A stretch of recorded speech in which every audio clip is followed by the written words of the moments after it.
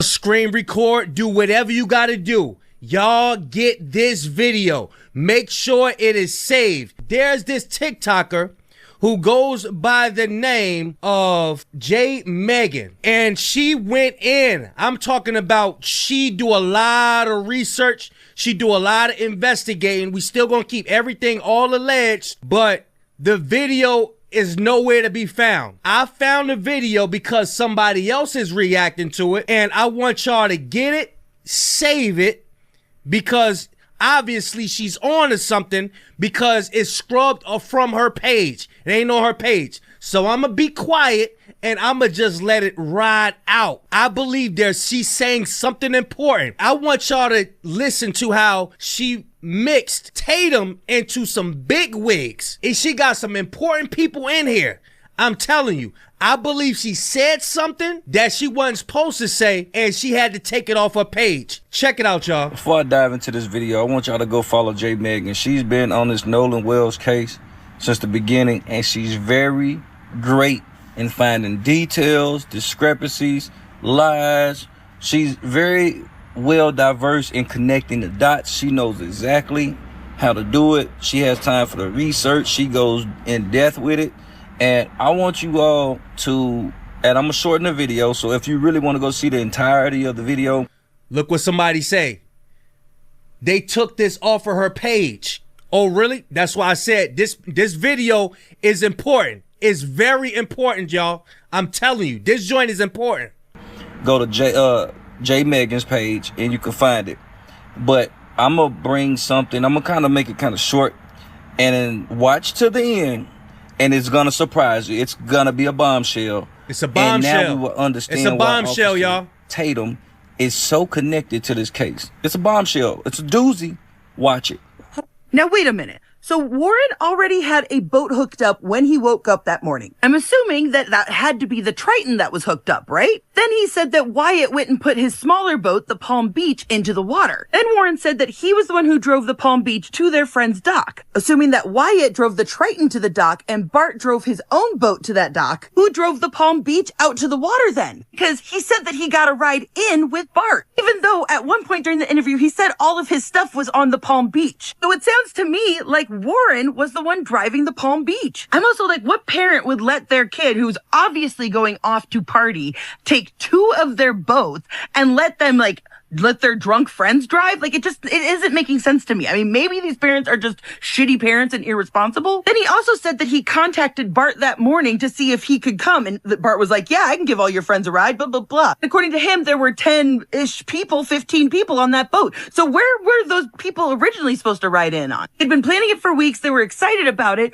Why did Bart have to suddenly step in and take all these people? And remember, Bart said that his dad had canceled going out on the boat that day, so he could do it. Something's not adding up here. I think there was an adult somewhere in this mix. It would also explain how they all thought quickly on their feet with the sea tow. And I wouldn't be surprised if an adult didn't come out there and just go off with other adults that were also on Horn Island and let the kids hang out with the boats. Here's where things are going to get interesting, folks. There are more GPS coordinates in the report than what we have seen publicly. I'm going to play you a clip from the interview, but remember, at 5:30 is when they started picking up regular speed, all right? It's right here, 525, speed miles, 30 to 35 knots. So here we go. Planed off and you have water in the boat and you're hauling, we're going pretty fast. We're going probably 40, 42 miles an hour. And so all that excess water that was built up in the boat is coming out of the boat. So, I mean, that's what we had to do. So we ran into Fort Bayou, and we didn't just run straight to my buddy's grandparents' house. We ran into Fort Bayou. A couple of us jumped in the water. And Wyatt, the whole reason for the stop was so Wyatt could hop in and put the plug back in the boat. So then after that, we went and docked it, and I went back to my buddy's house and we ate and, napped for a little bit. It was a long day at the islands. Now you heard him. He said that they took off going 40 miles an hour, and they didn't go to his buddy's grandparents' house, but they went to Fort Bayou to go do a plug thing. Except right here, 5:44, vessel arrives at El Camino Road. 8 minutes later, then it departs from El Camino Road and headed east into Fort Bayou. So right there we have a lie. The boat did stop before going into Fort Bayou. 6 minutes later, it comes back to El Camino Road, and the vessel departed El Camino Road half an hour later, headed southwest to St. Martin Bayou, and then turned southeast into Biloxi Bay Bridge. Then they went back to the Bayou boat launch. Then the boat was taken to Cardinal Lane, which was Wyatt's residence. Now, because I am an absolute genius, I was able to find it. This was where they left and where they came back that day, then came back several times. Now, first off, why aren't we seeing footage of them returning that day? We know that Nolan was with them when they left. So why do they have the security cams from that morning, but not that night? Whose grandparents lived there?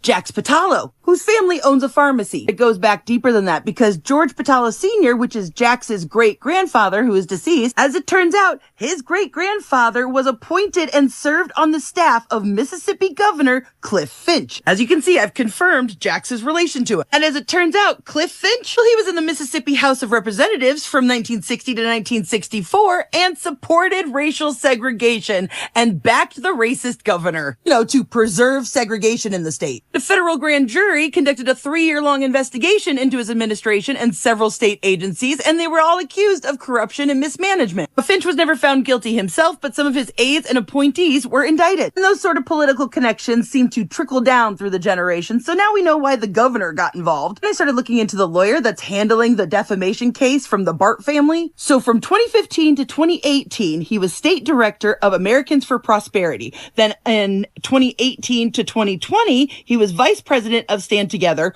while being vice president of Americans for Prosperity. Stand Together is a Charles Koch nonprofit, and Americans for Prosperity is a libertarian conservative political advocacy group affiliated with Charles Koch and David Koch. And if you don't know who the Koch brothers are, they're fucking evil. Guess who's one of the major funders for Turning Point USA? Major donors for the Koch brothers also are primary financial pillars for Turning Point USA, specifically their campus operations. And guess who used to serve as the director of urban engagement?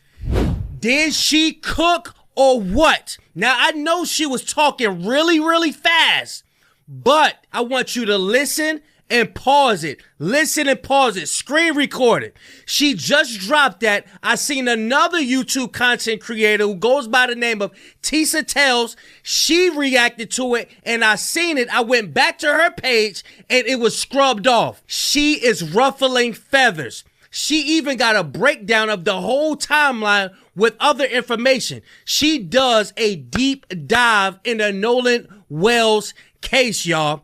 Not saying that anything is facts either. We still going to keep it all alleged. But she had to say something to piss the people off. And you see how she offered to Tatum in there? How he knows some. I'm telling you, bro. Ain't no way he just coming out like that and going as hard as he is. These people know each other. They connected. When that boy Tristan was on that couch and he said, oh, y'all don't know who y'all fucking with. These people are tight-knit. Oh, they tight-knit, all right. This is serious business right here. Y'all make sure y'all share this. If you couldn't screen record it, somebody will.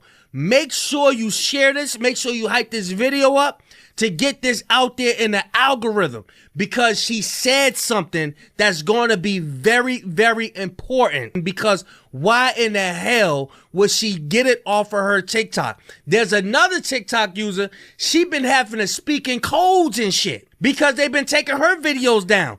These people are running and we are catching up to them. All I'm saying is we need to get all this information together and we need to analyze it. We not jumping to no conclusions or nothing like that. We're not accusing nobody of anything. What we're going to do is get justice for Nolan Wells. Y'all get in the comment section. Y'all let me know what y'all think. Y'all go follow her on TikTok as well. Her TikTok is J Megan Nerdy Pink Panda 1. Y'all make sure y'all tap in with her because she doing some deep dives over there, bro.